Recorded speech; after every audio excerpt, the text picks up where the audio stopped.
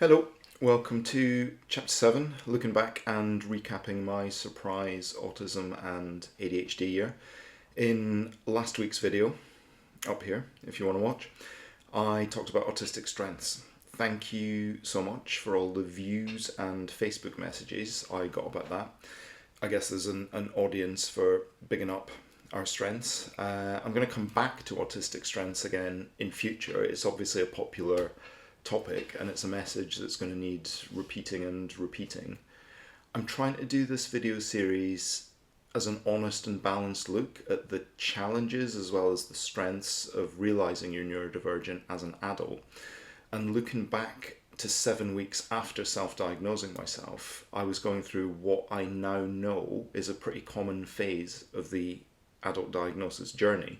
But at the time I was going through this phase, I just didn't know whether up was down or down was up, left was right, right was left. And this phase of confusion for late diagnosed people is very common, and we can call it Autistic Imposter Syndrome. So a lot of people will have heard the term imposter syndrome. It's pretty common, whether you're neurotypical or neurodivergent. Imposter syndrome is essentially an individual's persistent inability to believe they belong in a situation, or that their success is deserved, or that they are competent despite evidence they do belong, and that they're doing very well. It's persistent feelings of inadequacy, self-doubt, fear of being exposed as a fraud, even when there's no objective evidence that's the reality of a situation. It batters your self-esteem and confidence and refuses to let you enjoy any success because you always think you're on the verge of being found out. Now, you don't have to be neurodivergent to suffer from imposter syndrome. It's quite common among high-achieving individuals who doubt their abilities and attribute any success they've had to luck, to timing, or any external factor other than their own agency and abilities. But imposter syndrome is very, very common in neurodivergent people, particularly neurodivergent people who are masking like crazy to show their abilities and hide their challenges from everyone else. I think there's two types of neurodivergent imposter syndrome that I'm going to call outward-facing imposter syndrome and inward-facing imposter syndrome. What I'm talking about now is the first. I suffered from this for years. I would never put my hand up at school, at uni, at work, in social situations, in busy crowds, and say I'm struggling because I felt all of my struggles were my fault. As an undiagnosed autistic person, I genuinely thought everyone struggled the way I did, and I just had to man up and push through. The challenges with communication and interaction, like over preparing, scripting, practicing for meetings, repeating the same routines, checking and double checking everything. I didn't know then it was autism compelling me to do all that, but I knew I needed to do it.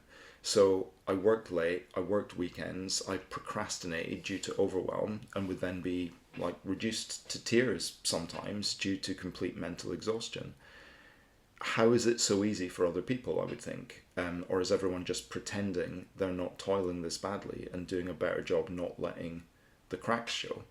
Don't be a squeaky wheel, I would think. Keep your head down and do what it takes to be impressive and not get fired or found out. And this first type of imposter syndrome for someone who's neurodivergent comes from trying to pass for normal in a neurotypical world.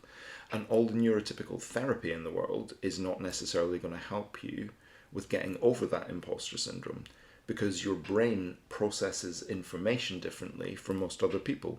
And however smart you may be, that often means you take longer to do things because you're a perfectionist and you do things well.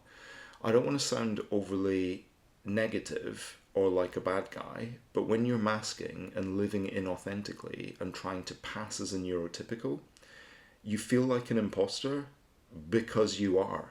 And if you keep living inauthentically and masking and trying to pass as a neurotypical, then you're on a one-way ticket to an autistic burnout.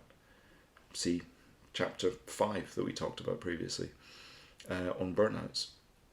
If you're watching this and recognize it and suffer with imposter syndrome, but don't identify as neurodivergent, please take an Autism AQ self-test linked in the description below, and that I talk about in chapters 1 and 2.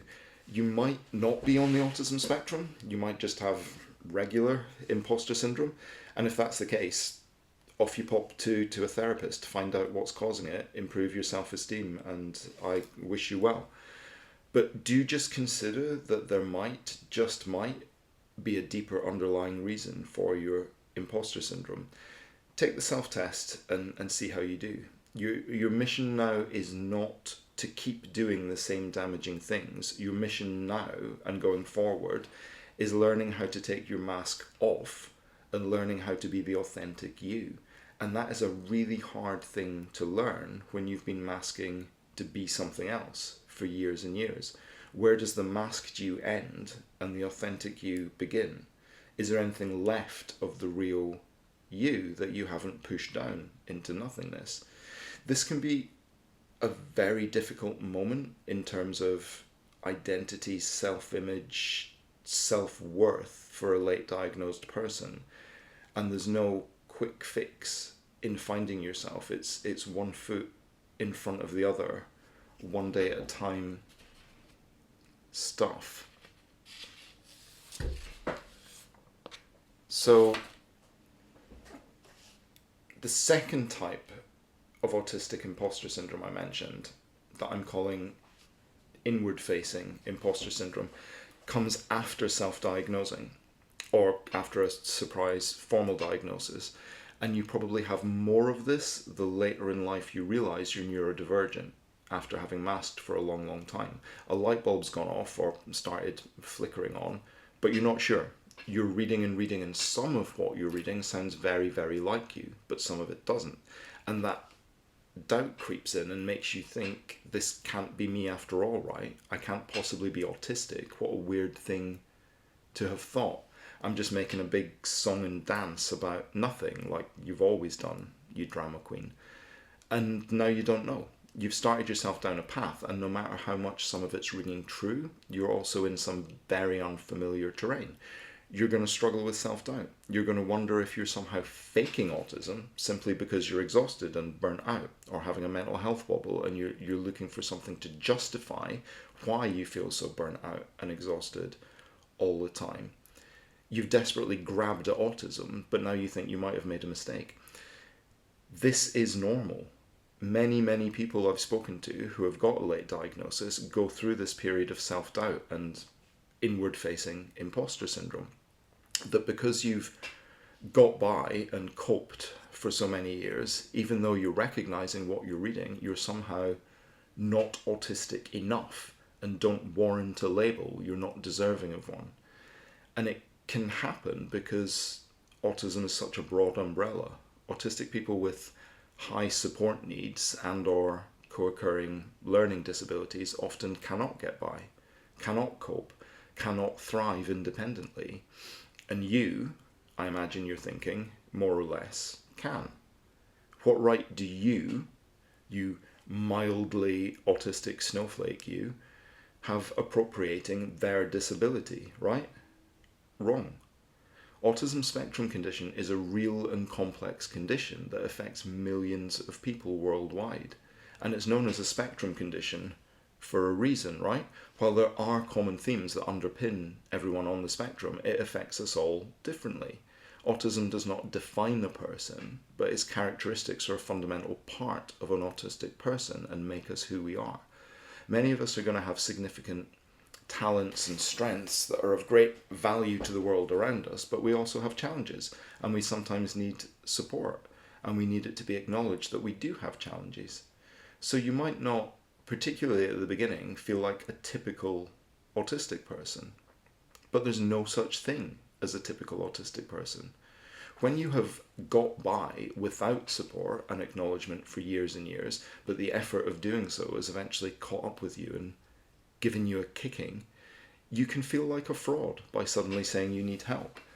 You may well feel that because the way the condition affects you isn't as debilitating or as extreme as it is for others, that you're not part of this tribe, that you don't belong in this community of people you suddenly find yourself in, who know all the terms and follow each other's pages and have all the in-jokes and seem to understand themselves and their challenges way better than you do.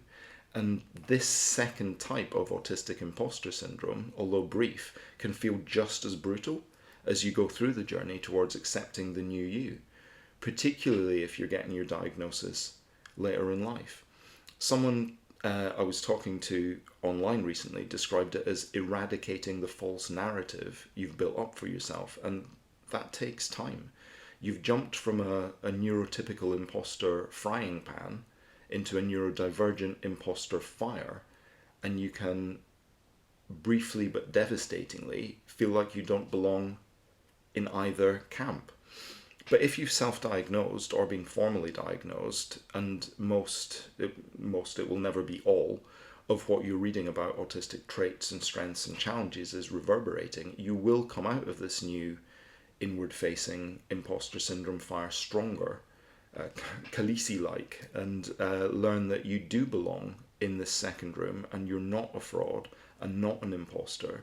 You're just different. You're just neurodivergent, and you don't owe anyone, least of all yourself, an apology for that.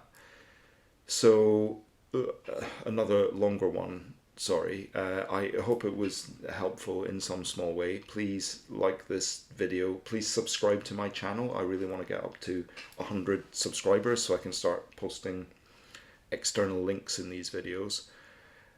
Be kind to yourself. Don't beat yourself up. Know that you belong in this room. You're not an imposter. And see you next Sunday. Cheers.